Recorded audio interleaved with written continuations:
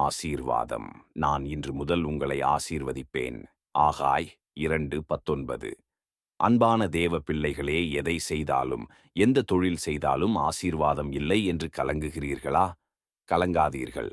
ஆண்டவராகிய இயேசு கிறிஸ்து உங்களை பார்த்து சொல்லுகிறார். உங்கள் தொழில், வீட்டில், பிரயாணத்தில், வேலையும், குடும்பத்தில் ஆசீர்வாதமும் கட்டளையிடுவேன்.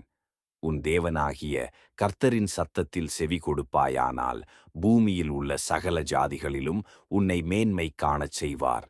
உங்கள் வீட்டில், தொழிலில் ஆசீர்வாதம் காணச் செய்வார். உபாகமம் 28:1-14 வரை வாசித்து பாருங்கள். தேவனை நம்புங்கள், அவர் கைவிட மாட்டார். எந்த வேலை செய்தாலும் ஆண்டவரிடம் கூறுங்கள். நீதிமொழிகள் 10:22 சொல்கிறது, கர்த்தரின் ஆசீர்வாதமே ஐஸ்வர்யத்தை தரும், அதனுடைய அவர் வேதனையை கூட்டமாட்டார். தேவன் உங்களை தொழில், வீட்டில், பிரயாணத்தில் பரிபூரண ஆசீர்வாதத்தை கட்டளையிடுவாராக. ஆமென். மேலும் கர்த்தரின் வார்த்தைகளுக்காக எங்களை பின்தொடருங்கள்.